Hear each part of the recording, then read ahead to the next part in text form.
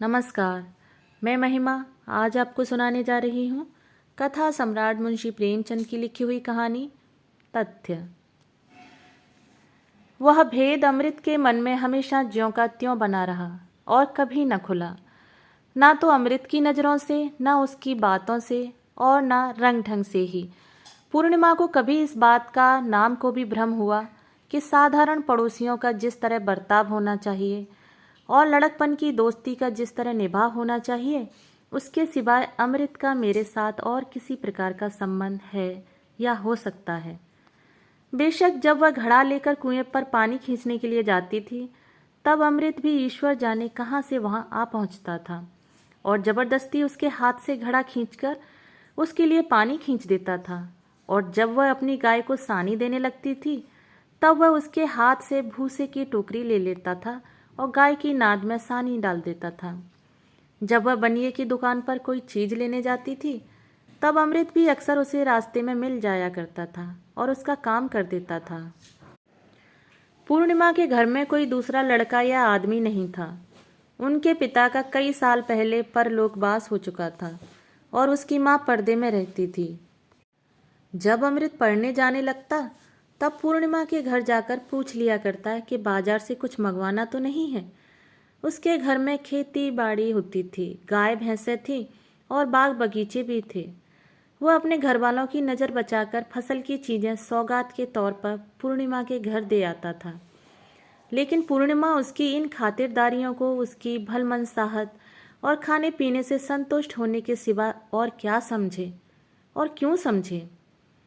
एक गांव में रहने वाले चाहे किसी प्रकार का रक्त संबंध या कोई रिश्तेदारी ना रखते हों, लेकिन फिर भी गांव के रिश्ते से भाई बहन होते ही हैं, इसलिए इन खातिरदारियों में कोई खास बात न थी। एक दिन पूर्णिमा ने उससे कहा भी कि तुम दिन भर मदरसे में रहते हो, मेरा जी घबराता है। अमृत ने सीधी तरह से कह दिया, क्या करूं, इम्तहान पास आ गया है। मैं सोचा करती हूँ कि जब मैं चली जाऊंगी तब तुम्हें कैसे देखूंगी और तुम मेरे घर क्यों आओगे। अमृत ने घबराकर पूछा, कहाँ चली जाओगी। पूर्णिमा लजा गई, फिर बोली, जहाँ तुम्हारी बहनें चली गईं, जहाँ सब लड़कियाँ जाती हैं। अमृत ने निराश भाव से कहा, अच्छा यह बात। इतना कहकर अमृत चुप हो गया। अभी तक यह बात कभी उसके ध्यान में ही ना आई थी कि पूर्णिमा कहीं चली भी जाएगी। इतनी दूर तक सोचने की उसे फुर्सत ही नहीं थी। प्रसन्नता तो वर्तमान में ही मस्त रहती है। यदि भविष्य की बातें सोचने लगे तो फिर प्रसन्नता ही क्यों रहे। और अमृत जितनी जल्दी इस दुर्घटना के होने की कल्पना कर सकता था, उससे पहले ही यह दुर्घटना एक खबर के रूप में सामने आ ही गई। पूर्णिमा के ब्याह की एक जगह बातचीत हो गई। अच्छा दौलतमंद खानदान था और साथ ही इज्जतदार भी। पूर्णिमा की माँ ने उसे बहुत खुशी से मंजूर भी कर लिया। गरीबी की उस हालत में उसकी नज़रों में जो चीज़ सबसे ज़्यादा प्यारी थी वह दौलत थी, और यहाँ पूर्णिमा के लिए सब तरह से सुखी रहने, जिंदगी बिताने के सामान मौजूद थे, मानो उसे मुँह मांगी मुराद मिल गई हो। इससे पहले वह मारे फिक्र के घुली जाती थी। लड़की के ब्याह का ध्यान आते ही उसका कलेजा धड़कने लगता था। अब मानो परमात्मा ने अपने एक ही कटाक्ष से उसकी सारी चिंताओं और विकलताओं का अंत कर दिया। अमृत ने सुना तो उसकी हालत पागलों की सी हो गई। वह बेतहाशा पूर्णिमा के घर की तरफ दौड़ा, मगर फिर लौट पड़ा। होश ने उसके पैर रोक दिए। वह सोचने लगा कि वहाँ जाने से क्या फ़ायदा, आखिर उसमें उसका कसूर ही क्या है और किसी का क्या कसूर है। अपने घर आया और मुंह ढककर लेट रहा। पूर्णिमा चली जाएगी, फिर वह कैसे रहेगा। वह विचलित सा होने लगा। वह जिंदा ही क्यों रहे, जिंदगी में रखा ही क्या है। लेकिन यह भाव भी दूर हो गया और उसका स्थान लिया उस निस्तब्धता ने जो तूफान के बाद आती है। वह उदासीन हो गया। जब पूर्णिमा जाती ही है तो वह उसके साथ कोई संबंध क्यों रखे, क्यों मिले जुले, और अब पूर्णिमा को उसकी परवाह ही क्यों होने लगी। और परवाह थी ही कब, वह आप ही उसके पीछे कुत्तों की तरह दुम हिलाता फिरता था। पूर्णिमा ने तो कभी बात भी नहीं पूछी। और अब उसे क्यों ना अभिमान हो, एक लखपति की स्त्री बनने जा रही है। शौक से बने, अमृत भी जिंदा रहेगा, मरेगा नहीं। यही इस जमाने की वफादारी की रस्म है। लेकिन यह सारी तेजी दिल के अंदर ही अंदर थी और निरर्थक थी। भला उसमें इतनी हिम्मत कहाँ थी कि जाकर पूर्णिमा की माँ से कह दे कि पूर्णिमा मेरी है और मेरी ही रहेगी। गजब हो जाएगा, गांव में आफत मच जाएगी। ऐसी बातें न गांव की कहानियों में कभी सुनी है और न देहातों में कभी देखी हैं। और पूर्णिमा का यह हाल था कि दिन भर उसका रास्ता देखा करती थी। वह सोचती थी कि क्यों मेरे दरवाजे से होकर निकल जाता है और क्यों अंदर नहीं आता। कभी रास्ते में मुलाकात हो जाती है तो मानो उसकी परछाई से ही भागता है। वह पानी की कलसी लेकर कुएं पर खड़ी रहती है और सोचती है कि वह आता होगा, लेकिन वह कहीं दिखाई ही नहीं देता। एक दिन वह उसके घर गई और उससे जवाब मांगा। उसने पूछा, तुम आजकल आते क्यों नहीं? बस उसी समय उसका गला भर आया। उसे याद आ गया कि अब वह इस गांव में थोड़े ही दिनों की मेहमान है। लेकिन अमृत चुपचाप ज्यों का त्यों बैठा रहा। लापरवाही से उसने सिर्फ इतना कहा, इम्तहान पास आ गया है, फुर्सत नहीं मिलती। फिर कुछ ठहर कर उसने कहा, सोचता हूँ कि जब तुम जा ही रही हो। वह कहना ही चाहता कि फिर अब मोहब्बत क्यों बढ़ाऊं, मगर उसे ध्यान आ गया कि बहुत मूर्खता की बात है। अगर कोई रोगी मरने जा रहा है तो क्या इसी विचार से उसका इलाज छोड़ दिया जाता है कि वह मरेगा ही? इसके विपरीत ज्यों ज्यों उसकी हालत और भी ज़्यादा खराब होती जाती है, त्यों त्यों लोग और भी अधिक तत्परता से उसकी चिकित्सा करते हैं। और जब उसका अंतिम समय आ जाता है तब तो दौड़ धूप की हद ही नहीं रहती। उसने बात का रुख बदलकर कहा, सुना है वह लोग बहुत ही मालदार हैं। पूर्णिमा ने उसके ये अंतिम शब्द सुने ही नहीं या उनका जवाब देने की जरूरत नहीं समझी। उसके कानों में तो जवाब का पहला हिस्सा गूंज रहा था। उसने बहुत ही दुखपूर्ण भाव से कहा, तो इसमें मेरा क्या कसूर है? मैं अपनी खुशी से तो नहीं जा रही हूँ, जाना पड़ता है इसलिए जा रही हूँ। यह कहते कहते मारे लज्जा के उसका चेहरा लाल हो गया। जितना उसे कहना चाहिए था शायद उससे ज़्यादा वह कह गई थी। मोहब्बत में भी शतरंज की सी चालें होती हैं। अमृत ने उसकी तरफ इस तरह देखा कि मानो वह इस बात की जांच करना चाहता है कि इन शब्दों में कुछ अर्थ भी है या नहीं। क्या अच्छा होता कि उसकी आंखों में आर पार देखने की शक्ति होती। इस तरह तो सभी लड़कियां निराश भाव से बात नहीं करती, मानो ब्याह होते ही उनकी जान पर आ बनेगी। मगर सभी लड़कियां एक न एक दिन अच्छे अच्छे गहने और कपड़े पहनकर और पालकी में बैठकर चली जाती हैं। इन बातों से उसको कोई संतोष नहीं हुआ। फिर डरते डरते बोला, तब तुम्हें मेरी याद क्यों आएगी? उसके माथे पर पसीना आ गया। उसे ऐसी बेढब शर्मिंदगी हुई कि जी चाहा कि कमरे से भाग जाऊं। पूर्णिमा की ओर देखने की हिम्मत भी नहीं हुई, कहीं वह समझ न गई हो। पूर्णिमा ने सिर झुकाकर मानो अपने दिल से कहा, तुम मुझे इतना निर्मोही समझते हो? मैं बेकसूर हूँ और मुझसे रूठते हो। तुम्हें इस समय मेरे साथ सहानुभूति होनी चाहिए थी। तुम्हें उचित था कि तुम मुझे ढांढस देते, और तुम मुझसे तने बैठे हो। तुम ही बतलाओ कि मेरे लिए और कौन सा दूसरा रास्ता है। जो मेरे अपने हैं वही मुझे गैर के घर भेज रहे हैं। वहाँ मुझ पर क्या बीतेगी, मेरी क्या हालत होगी? क्या यही गम मेरी जान लेने के लिए काफ़ी नहीं है, जो तुम उसमें अपना गुस्सा भी मिलाई देते हो? उसके गला फिर भर आया। आज पूर्णिमा को इस प्रकार दुखी और उदास देखकर अमृत को विश्वास हो गया कि इसके अंदर भी एक छिपी हुई वेदना है। उसका ऊंचापन और स्वार्थपरता मानो कालिख बनकर उसके चेहरे पर दमकने लगी। पूर्णिमा के इन शब्दों में पूरी सत्यता थी और साथ ही कितनी फटकार और कितना अपमान भरा हुआ था। जो पराए हों उनसे शिकायत ही क्यों करे? अवश्य ही ऐसी अवस्था में उसे पूर्णिमा को ढांढस दिलाना चाहिए था। यह उसका कर्तव्य उसे बहुत प्रसन्नता के साथ पूरा करना चाहिए था। पूर्णिमा ने प्रेम का एक नया आदर्श उसके सामने रख दिया था और उसका विवेक इस आदर्श से बचकर नहीं निकलने देता था। इसमें संदेह नहीं कि प्रेम भी एक स्वार्थ त्याग है, परंतु बहुत बड़ा और जिगर को जलाने वाला है। उसने लज्जित होकर कहा, माफ़ करो पूर्णिमा, मेरी भूल थी, बल्कि बेवकूफ़ी थी। पूर्णिमा का ब्याह हो गया।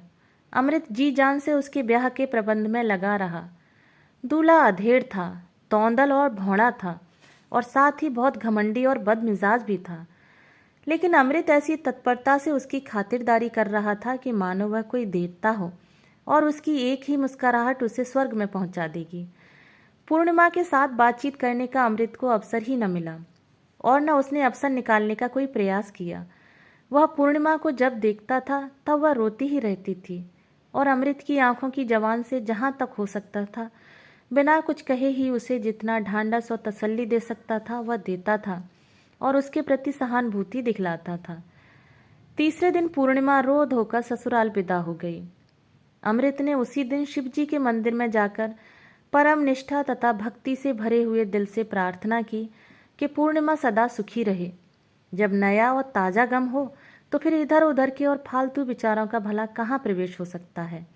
दुख तो आत्मा के रोगों का नाशक है, परंतु मन में उसे एक तरह की शून्यता का अनुभव हो रहा था, मानो अब उसका जीवन उजाड़ हो गया था। अब उसका कोई उद्देश्य या कोई कामना नहीं रह गई थी। 3 बरस बाद पूर्णिमा फिर मैके आई। इस बीच में अमृत का भी ब्याह हो गया था और जीवन का जुआ गर्दन पर रखे हुए लकीर पीटता चला जा रहा था। परंतु उसके मन में एक ऐसी अस्पष्ट सी वासना दबी हुई थी जिसे वह कोई स्पष्ट रूप नहीं दे सकता था। वह वासना थर्मामीटर के पारे की तरह उसके अंदर सुरक्षित थी। अब पूर्णिमा ने आकर उसमें गर्मी पैदा कर दी थी और वह पारा चढ़कर सरासाम की सीमा तक जा पहुंचा था। उसकी गोद में 2 बरस का एक प्यारा सा बच्चा था। अमृत उस बच्चे को दिन रात मानो गले से बांधे रहता था। वह सवेरे और संध्या उसे गोद में लेकर टहलने जाया करता था। उसके लिए बाजार से तरह तरह के खिलौने और मिठाइयाँ लाया करता था। सवेरा होते ही उसके जलपान के लिए हलवा और दूध लेकर पहुंच जाता था। उसे नहलाता धुलाता और उसके बाल साफ करता था। उसके फोड़े फुंसियाँ धोकर उन पर मलहम लगाता था। ये सभी सेवाएं उसने अपने जिम्मे ले ली थीं। बच्चा भी उसके साथ इतना हिलमिल गया था कि पल भर के लिए भी उसका गला न छोड़ता था। यहाँ तक कि कभी कभी उसी के पास सो भी जाता था और पूर्णिमा के पास आकर बुलाने पर भी उसके साथ नहीं जाता था। अमृत पूछता, तुम किसके बेटे हो? बच्चा कहता, तुम आले। अमृत मारे आनंद के मतवाला होकर उसे गले से लगा लेता था। पूर्णिमा का रूप अब और भी निखर आया था। कली खिलकर फूल हो गई थी। अब उसके स्वभाव में अहमन्यता और अभिमान आ गया था और साथ ही बनाव श्रृंगार से प्रेम भी हो गया था। सोने के गहनों से सजकर और रेशमी साड़ी पहनकर वह अब अधिक आकर्षक हो गई थी और ऐसा जान पड़ता था मानो वह अमृत से कुछ बचना चाहती है। बिना कोई विशेष आवश्यकता हुए उससे बहुत कम बोलती है और जो कुछ बोलती थी वह इस ढंग से बोलती है कि मानो अमृत पर कोई एहसान कर रही है। अमृत उसके बच्चे के लिए इतनी जान देता है और उसकी फरमाइशों को कितने शौक से पूरा करता है, लेकिन ऊपर से देखने पर यही जान पड़ता है कि पूर्णिमा की निगाहों में उसकी इन सब सेवाओं का कोई मूल्य ही नहीं था। मानो सेवा करना अमृत का कर्तव्य ही है और वह कर्तव्य उसे पूरा करना चाहिए।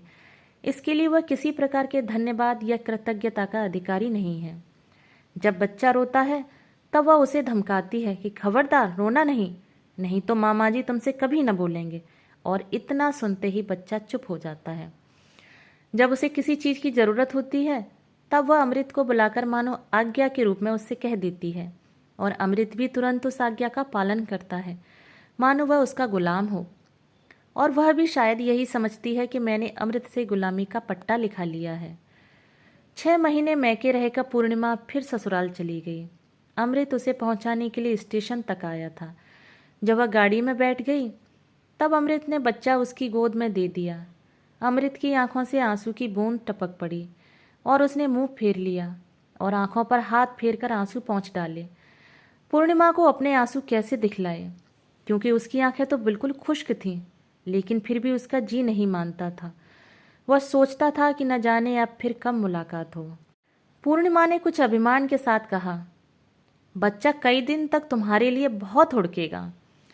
अमृत ने भरे हुए गले से कहा, मुझे तो उम्र भर भी इसकी सूरत नहीं भूलेगी। कभी कभी एक आध पत्र तो भेज दिया करो। भेजूंगा, मगर मैं जवाब नहीं दूंगी, यह समझ लो। मत देना, मैं मांगता तो नहीं, मगर याद रखना। गाड़ी चल पड़ी। अमृत उसकी खिड़की की ओर देखता रहा। गाड़ी के कोई एक फरलांग निकल जाने पर उसने देखा कि पूर्णिमा ने खिड़की से सिर निकालकर उसकी तरफ देखा और फिर बच्चे को गोद में लेकर उसे जरा सा दिखला दिया। अमृत का हृदय उस समय उड़कर पूर्णिमा के पास पहुंच जाना चाहता था। वह इतना प्रसन्न है कि मानो उसका उद्देश्य सिद्ध हो गया हो। उसी वर्ष पूर्णिमा की माँ का देहांत हो गया। पूर्णिमा उस समय सफ़र में थी। वह अपनी माँ को अंतिम समय न देख सकी।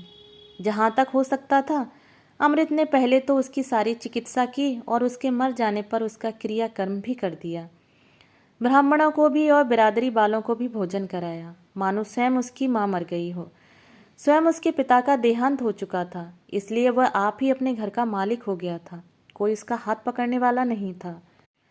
पूर्णिमा अब किस नाते से मैके आती, और फिर अब उसे इतनी फुर्सत कहाँ थी। अपने घर की मालिकिन थी, घर किस पर छोड़कर आती। उसे 2 बच्चे और भी हुए। पहला लड़का बड़ा होकर स्कूल में पढ़ने लगा, छोटा देहात के मदरसे में पढ़ता था। अमृत साल में एक बार नाई को भेजकर उन सबकी खैर सल्ला मंगा लिया करता था। पूर्णिमा सब प्रकार से सुखी और निश्चिंत है, और उसकी तसल्ली के लिए इतना ही काफ़ी था। अमृत के लड़के भी सयाने हो गए थे। वह घर गृहस्थी की चिंताओं में फंसा रहता था। फिर उसकी उम्र भी 40 से आगे निकल गई थी, परंतु फिर भी पूर्णिमा की स्मृति अभी तक उसके हृदय की गंभीरतर भाग में सुरक्षित थी। अचानक एक दिन अमृत ने सुना कि पूर्णिमा के पति का देहांत हो गया है, परंतु आश्चर्य यह था कि उसे कोई दुख नहीं हुआ। वह यों ही अपने मन में यह निश्चय करके बैठा था कि इस खबीस बुढ़े के साथ पूर्णिमा का जीवन कभी ईर्ष्या के योग्य नहीं हो सकता। कर्तव्य की व्यवस्था और पतिव्रत धर्म के पालन के विचार से उसने कभी अपना हार्दिक कष्ट प्रकट नहीं किया था, परंतु यह असंभव है कि सभी प्रकार के सुख और निश्चिंतता के रहते हुए भी उस घृणित व्यक्ति के साथ उसे कोई विशेष प्रेम रहा हो। यह तो भारतवर्ष ही है जहाँ ऐसी अप्सराएं ऐसे अयोग्य कुपात्रों के गले बांध दी जाती हैं। और नहीं तो यह पूर्णिमा किसी दूसरे देश में होती तो उस देश के नवयुवक उस पर निछावर हो जाते। उसकी मरी वासनाएं फिर जीवित हो गईं। अब उसमें वह पहले वाली झिझक नहीं है, और न उसकी जबान पर वह पहले वाली मौन की मोहर ही है। और फिर पूर्णिमा भी अब स्वतंत्र है। अवस्था के धर्म ने अवश्य ही उसे अधिक दयालु बना दिया होगा। वह शोखी, अल्लड़पन और लापरवाही तो कभी की विदा हो चुकी होगी। अब उस लड़कपन की जगह अब उसमें अनुभवी स्त्रियों की बेसब बातें आ गई होंगी, जो प्रेम का आदर करती हैं और इसकी इच्छुक होती हैं। वह पूर्णिमा के घर मातम पुरसी करने जाएगा और उसने अपने साथ ले आएगा, और जहाँ तक हो सकेगा उसकी सेवा करेगा। अब पूर्णिमा के केवल सामीप्य से ही उसका संतोष हो जाएगा।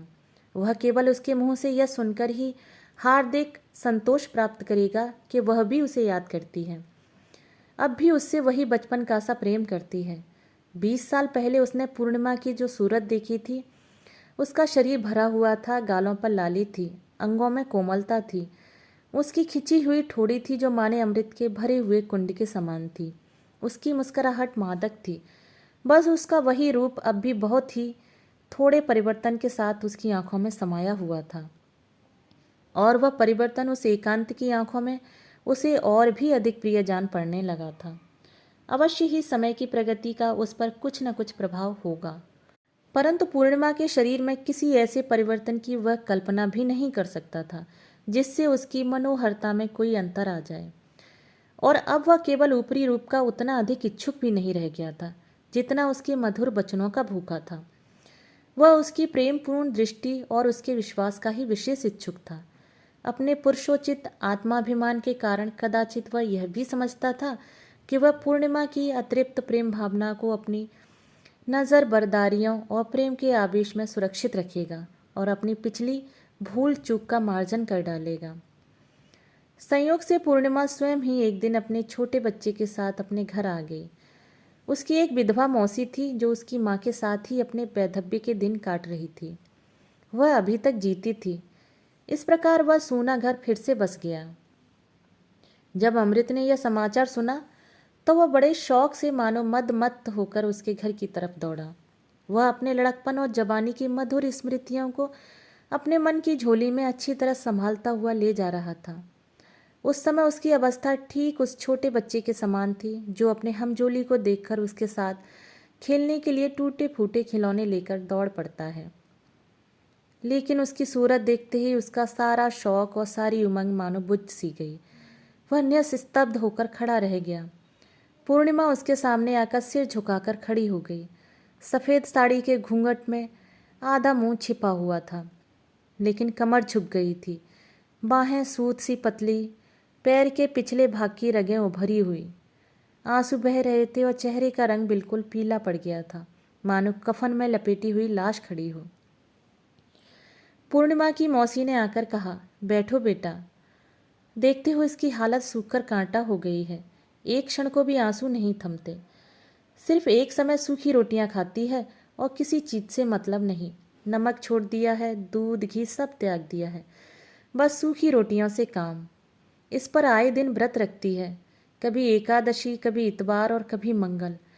एक चटाई बिछाकर जमीन पर सोती है, घड़ी रात रहे उठकर पूजा पाठ करने लगती है। लड़के समझाते हैं मगर किसी की नहीं सुनती। कहती है, जब भगवान ने सुहाग ही उठा लिया तो फिर सब कुछ मिथ्या है। जी बहलाने के लिए यहाँ आई थी, मगर यहाँ भी रोने के सिवा दूसरा काम नहीं। कितना समझाती हूँ कि बेटी, भाग्य में जो कुछ लिखा था वह हुआ, अब सब्र करो। भगवान ने तुम्हें बाल बच्चे दिए हैं, उनको पालो। घर में ईश्वर का दिया सब कुछ है, चार को खिलाकर खा सकती हो। मन पवित्र होना चाहिए। शरीर को दुख देने से क्या लाभ, लेकिन सुनती ही नहीं। अब तुम समझाओ तो शायद माने। अमृत ऊपर से देखने में तो निस्तब्ध, परंतु अंदर हृदय विदारक वेदना छिपाए हुए खड़ा था, मानो जिस नींव पर उसने जिंदगी की इमारत खड़ी की थी वह हिल गई हो। आज उसे मालूम हुआ कि जन्म भर उसने जिस वस्तु को तथ्य समझ रखा था वह वास्तव में मृग तृष्णा थी, अथवा केवल स्वप्न था। पूर्णिमा के इस विकट आत्मसंयम और तपस्वियों के से आचरण के सामने उसकी समस्त वासनाओं और प्रेम की उमंगों का नाश हो गया था, और उसके जीवन का यह नया तथ्य आकर उपस्थित हो गया था कि यदि मन में मिट्टी को देवता बनाने की शक्ति है तो मनुष्य को देवता बनाने की शक्ति है। पूर्णिमा उसी घृणित मनुष्य को देवता बनाकर उसकी पूजा कर रही थी। उसने शांत भाव से कहा, तपस्विनी को हम जैसे स्वार्थी लोग कैसे समझ सकते हैं मौसी? हम लोगों का कर्तव्य इसके चरणों पर सिर झुकाना है, इसे समझाना नहीं। पूर्णिमा ने मुंह का घूंघट हटाते हुए कहा, तुम्हारा बच्चा तुम्हें अभी तक पूछा करता है। दोस्तों, यदि कहानी आपको पसंद आई हो तो मेरे चैनल को सब्सक्राइब और मेरी वीडियो को लाइक और शेयर अवश्य करें। कल फिर मिलते हैं एक नई कहानी के साथ। धन्यवाद।